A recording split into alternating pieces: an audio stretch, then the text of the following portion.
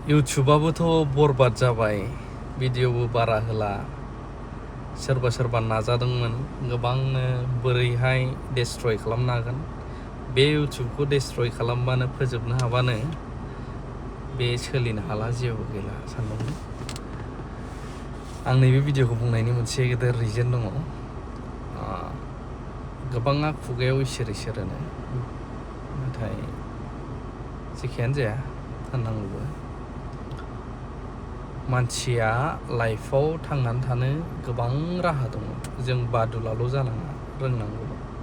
गोबाङा सोंहरोना आंखौ, बुंहरो, इभेन दासिम आं गोबांखौ रिप्लाइबो होनो हायाखै। बे नङा जे आं दुगा देखायदों बा मादों, खामानिबो थायो नालाय एक्सट्राबो। गोबां सानै इउटुबल' सालायो मायो, ओंखायनो आं नायनोबो हाजोबाखै। आरो मोनसे फोरोंहरनांगौ, रिप्लाइ होनांगौआ सहस नङा। जायफ्रा इउटुबार जानायनि मिजिं, फेसबुक क्रिएटर जानायनि मिजिं गोबां सोंहरो, गोबांखौ रिप्लाइ होनो हायाखै। बिनि थाखाय आइ एम भेरि सरि, निमाहा बियो आङो। नाथाय नाजालांबाय था, नाजानाया थायोबा साक्सेसआबो दङ। नाथाय इट इज नट एन इजि नङा। मोनफ्रोमबो जेबो खामानिया थांनानै थानायाव इजि नङा। आरो इजि मोननाय फैसा मानि बेफोरो दसे समनि थाखायल'। बेखायनो गोबां साननो हागौ, एमजेनाथ' इउटुबाबो गैला, भिडिअबो बारा होआ, भिउसबो बारा जाला। सोरबा नाजादोंमोन डेस्ट्रय, धंस' खालामनानै होनो हादोंबो बायदि खोथा बुंनानै, नाथाय बोरै सोलिदों? लाकिलि इसोरनि अननाय होननांगोन। माने इउटुब जेब्ला आं सोलिफुबाय थादों, बै समनिफ्रायनो आङो, नोंथांमोना मिथिखायो, जायफ्रा आथिखाल जुगावहाय इम्परटेन्स होयो, गोबांथार मार्केट फैयो, कम्पानि फैयो, मानसिफ्रा हाबसावलाबायो, थैयोबो, बिदि नुयो। खिन्थु जाय जेनुइन बेखौ रावबो मिथिया। आङो मोनसे गोबाव समनिफ्रायनो मोनसे बुस्थुआवहाय एकाउन्ट खुलिबोदोंमोन। फैयै दिनै गोबां साक्सेसबो जाबोदों।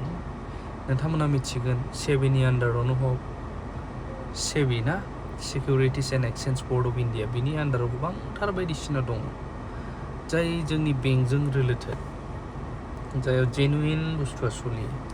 बैयावहाय लाकिलि बेनि आन्डारावनो मोनसे बुस्थुआ दिनै गोबां गोजौआव फैबाय। बियो सापर्ट होगासिनो दं आंखौ, आरो गोबांथार बेफोरबायदिनो बेलेग खामानिफ्रा। बेखायनो आं दाना इउटुबावबो गोबां खम एक्टिभबो थायो। मालाबा भिडिअ होनोबो लुबैयो, होयोबो, गोबां समफोराव बासैबो आरोना, फै इनकाम बिदिबो सानग्रा जासै। मानो होनब्ला गोबांथार खामानिया, जिखुनु खामानियानो नों जेखौ गोसो होनानै मावोना, साक्सेसा दङ। आं नैबेखौसो आंखौ मानो बुंनानै लादों होनबा बेजों थुलुंगानो गोसो जायो। शेयार मार्केटाव आं मोनसे शेयार लानानै डेमेट एकाउन्टनि थ्रुयैहाय गोबां मोजां सोलिनोबो हागासिनो दङ। जों आथिखालाव शेयार मार्केट होननानै बुङोब्ला, बे दानो फैब्रबबाय खारबोबाय बे बुस्थु नङा। बे जेनुइन माखासेफोर दङ, जायफ्राव नोङो डेमेट एकाउन्ट खुलिनांगौ जायो, ट्रेडिं खालामनांगौ जायो। ट्रेडिं आजिखालि रबटआ ट्रेडिं खालामग्राबो दं, नों सेल्फ ट्रेडिं खालामग्राबो दं। सेल्फ ट्रेडिंआ नों टाइमिं थायो, डे टाइमाव, सानावहाय खालामजायो बेयो, बाय एन्ड सेल। जोंनि बर'फ्रा दासिमबो गोबां आवार गैया बे बुस्थुआव। खिन्थु बेवहाय मा होननांगोन, शेयार मार्केटाव फैसानि बाना सागोर बियो, रोङाबा खिन्थु नोङो डाउनबो जानो हागौ। डाउन जालाय आप जालाय जायो नालाय, स्टाडिबो खालामनांगौ। बेखायनो शेयार मार्केटफोरखौबो सोरबाफोर गोसोबा नाजा, माने ट्राइ खालामनाय, आइडिया लाग्रो इउटुबफ्राव माबोरै मा बुस्थु, बाय एन्ड सेल, बायलाय फानलाय।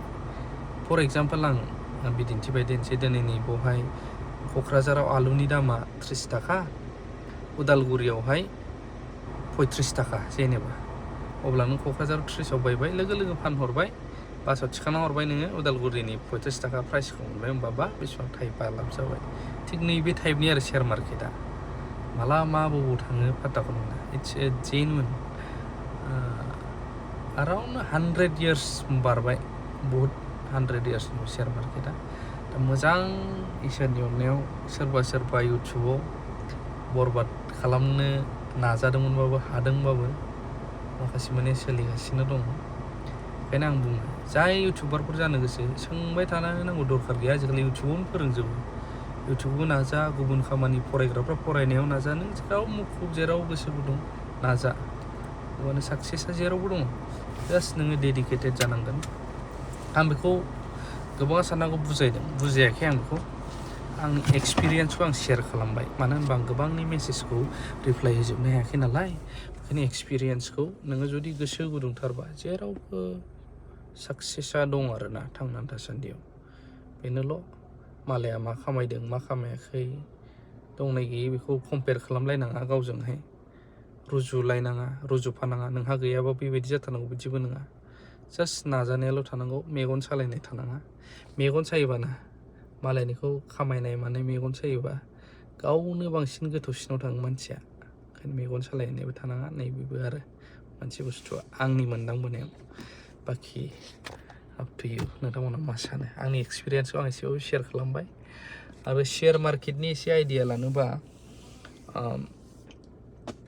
इउटुबफ्रावबो हायो, आरो मोजां मोजां साइट दं आजिखालि शेयार मार्केटनि बागै। आं बेखौ एसे फोरमायबाय आरो जायफ्रा गोसो गुदुं इन्टारेस्टिं एसे स्टाडि खालाम।